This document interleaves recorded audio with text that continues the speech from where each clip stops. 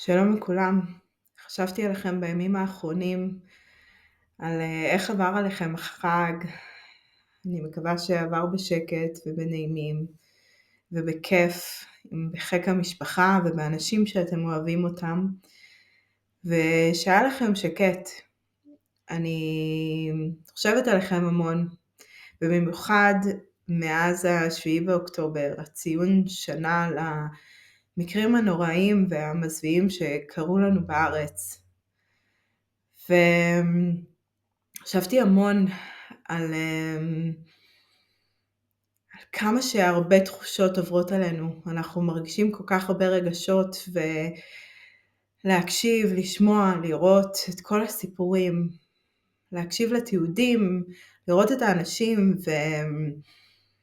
ופשוט לחשוב על מה שקרה שם לפני שנה. זה גרם לי להרגיש הרבה רגשות. חוויתי שמחה ועצב, והרגשתי גאה בלהיות ישראלית, בלהיות יהודייה, בלהיות חלק מהמהות הזאת של הארץ שלנו, ולהיזכר בכל הדברים הטובים שעשינו אחד בשביל השני, ובאיך שעזרנו אחד לשני לפני שנה, ושעדיין יש ארגונים שעוזרים ותורמים ונותנים מזמנם, וביום ראשון נפגשתי עם ניצולה מקיבוץ זיקים, והיא באה וסיפרה לנו את הסיפור שלה, והיא חלקה איתי את נקודת האור שלה, הנקודת אור הקטנה הזאת שהגיעה אליה אחרי ה-7 באוקטובר. וכשהיא סיפרה לי את הסיפור שלה, וסיפרה לי שנקודת האור הזאת הייתה העזרה מאנשים בארץ, שפשוט נרתמו להביא לה רהיטים וכל מה שהיא הייתה צריכה, כדי שהיא ומשפחתה ירגישו קצת בבית, בדירה שרחוקה מאוד מהבית שלהם, שנשאר אי שם בקיבוץ זיקים. וחיבקתי אותה ואמרתי לה תודה. כי הרגשתי פתאום צורך כזה גדול לחבק כל אחד ואחת מכם. באמת, על זה שזכינו לפגוש אתכם לפני שנה, שזכינו להכיר, שזכינו לשמוע, שזכינו לעזור, ושזכינו להיות שם בשבילכם, ושגם אתם הייתם שם בשבילנו, ובשביל כל המתנדבים והמתנדבות המדהימים שעזרו לנו והיו חלק מהמיזם שלנו. אז רציתי היום ככה לשתף אתכם במשהו שחשבתי עליו הרבה פעמים בזמן האחרון, במיוחד אחרי שהקשבתי לאנשים פה שנמצאים בדיאספרה, שנמצאים פה בחול, וגם הקשבתי למשפחה שלי מהארץ, ופתאום נזכרתי איך שאנחנו גדלים במין תחושה כזאת והרגשה כזאת שכולם שונאים אותנו, שהתקשורת והרדיו וכל המקומות שאנחנו מקשיבים אליהם משדרים לנו שיש שנאה בעולם לכולנו, כישראלים, כיהודים, ככלל, ושכולם נגדנו. כששומעים את זה ככה, זה נשמע מאוד מאוד intimidated, מאוד מאיים, כמשהו שגורם לנו להרגיש חשש וחוסר ביטחון. הרי מה קרה ב-7 באוקטובר? בסופו של דבר אנשים באו to break our spirit, לשבור את הרוח שלנו, את הרוח היהודית, את הרוח את הישראלית, את הרוח של מי שאנחנו. ואם אנחנו נתחבר לשנאה הזאת וניתן לה מקום, אנחנו באיזשהו מקום נותנים לגיטימציה למה שהם רצו להשיג ב-7 באוקטובר. ואז פתאום עלה לי המחשבה הזאת, האם באמת כולם שונאים אותנו? האם אנשים שחיים באנטארקטיקה בלי תקשורת, או בשבטים באפריקה, או בכל מקום שהוא בעולם, שונאים אותנו? האם אנחנו מדברים על כמה אנשים בדיוק? על כל העולם? ואז אמרתי לעצמי, אוקיי, התחושה הזאת של השנאה היא תחושה כל כך גדולה וענקית ועוצמתית, שיכולה גם לגרום לנו לאבד את המהות הזאת של האהבה. אהבה לא רק לעצמנו, אבל גם לאנשים סביבנו. והאהבה הזאת שממנה נוצרנו, הרי מי שהביא אותנו לעולם, הביא אותנו לעולם באהבה. ואז אמרתי, איפה האהבה הזאת? למה שאני לא אביא את האהבה הזאת אליי? והיום אני רוצה לשתף אתכם בתרגיל שאני מאוד אוהבת לעשות בתחילת כל שנה יהודית, בראש השנה. אני אוהבת לכתוב לעצמי מכתב אהבה. והשנה כתבתי לעצמי מכתב אהבה, אבל כתבתי גם מכתב אהבה לעולם.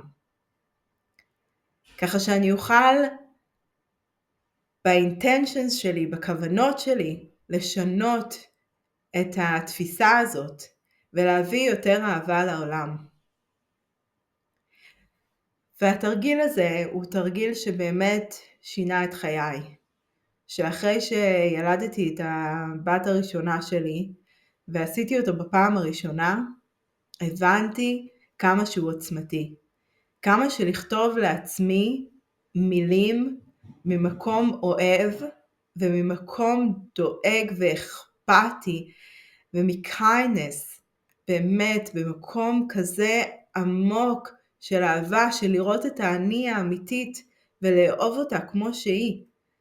וגם אם עברה עליה שנה שהייתה קשה ומאתגרת, וגם אם עברה עליה שנה שהיו בה דברים שבאמת השפיעו עליי, על מי אני עדיין יכולה לראות את הדברים שאני אוהבת בי ואת הדברים שאני מאחלת לעצמי, הדברים הטובים שאני רוצה שיקרו לעצמי ורוצה להביא לחיים שלי ולמי שאני. ואני אשמח אם תצטרפו אליי לתרגיל, ואם תרגישו צורך לעצור את הוידאו כרגע ולהקשיב לתרגיל אחר כך, זה גם בסדר. כל מה שאתם צריכים זה דף ועט או מחברת ועט וכמה דקות של שקט. להיות רגע איתי, להקשיב לי ובאמת להתחבר ולשים את האינטנשן, את הכוונה שלכם, לעשות את התרגיל הזה ממקום באמת אמיתי וכנה, וממקום אופטימי, וממקום אוהב. אז בואו נתחיל.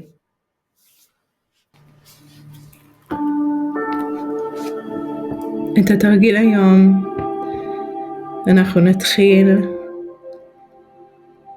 בישיבה שנוחה לכם. שימו את יד ימין על הלב ואת יד שמאל מעליה. תקשיבו לרגע לנשימות של הלב. תרגישו איך החזה שלכם עולה למעלה ולמטה. תתחברו לרגע לקצב הטבעי של הנשימות שלכם. תרגישו את החזה, את הלב בפנים פועם. תתחברו לקצב הטבעי של הלב.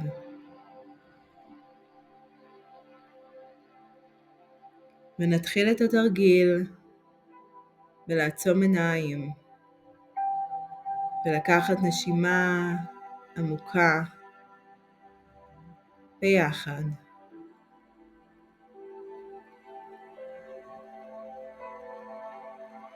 נשחרר את הנשימה ונתחיל בנשימות של ספירה עד 6.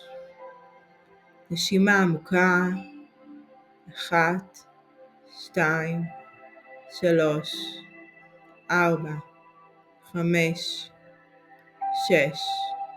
לעצור, נשיפה, 1, 2, 3, 4, 5, 6. נחזור על זה פעמיים. נשימה עמוקה, 1, 2, 3, 4, 5, 6. עצירה. נשיפה, 1, 2, 3, 4, 5, 6. ועוד פעם אחת. נשימה, 1, 2, 3, 4, 5, 6. לעצור. נשיפה, 1, 2, 3, 4, 5, 6.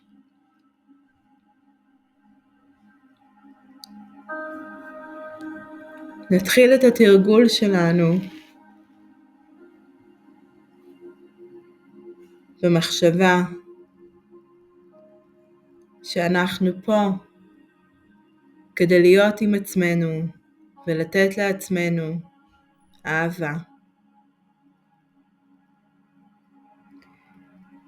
את התרגול נתחיל בהבטחה, לדבר לעצמנו במילים טובות, במילים כנות, במילים אוהבות.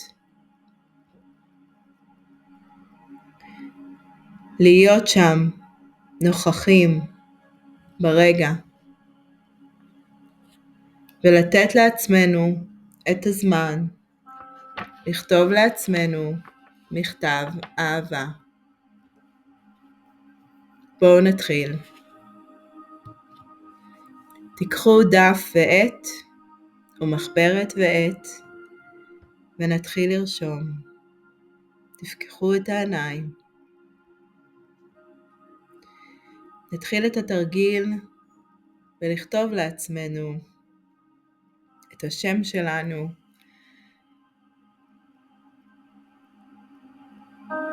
ונמשיך ב-reflecting, בככה מחשבה על השנה שעברה, ונרשום מה חווינו השנה, מה הרגשנו, בחמלה, באהבה. ניתן לזה מקום.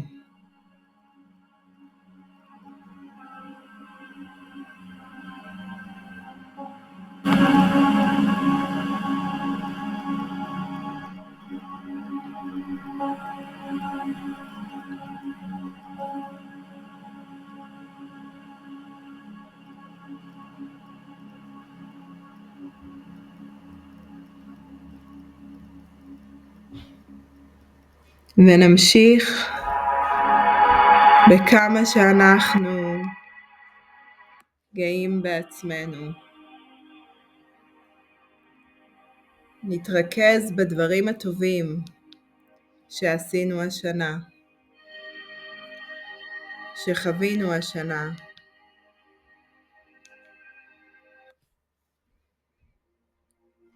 נראה את האור גם במקומות של החושך, את הטוב במקומות שהיה רע, ואת הרגעים שחווינו בהם שמחה ותחושה של כיף עם חיוך על הפנים.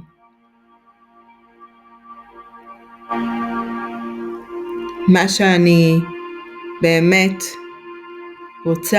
רוצה להגיד זה תודה. ונכתוב על מה אנחנו מודים לעצמנו ועל מה שיש לנו.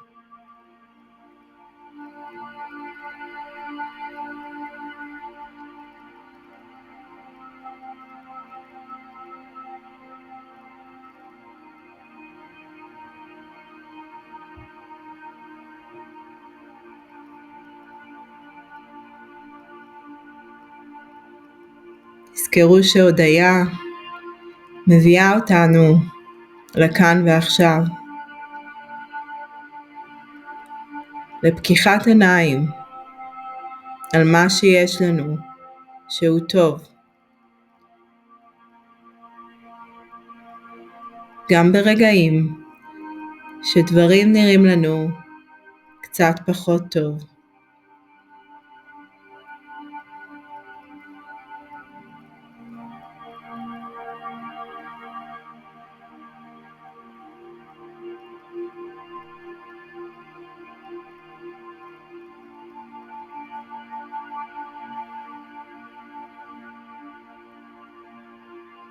נסיים את המכתב בלכתוב לעצמנו מה אנחנו רוצים שיקרה בחיים שלנו, מה אנחנו מבטיחים לאני העתידי שלנו, שנעשה אחרת, שנהיה אחרת, שניצור בחיים שאנחנו רוצים לחיות.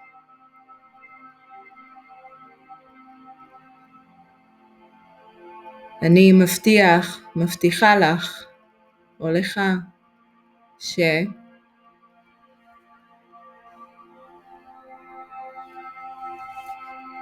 אני מבטיחה לך או לך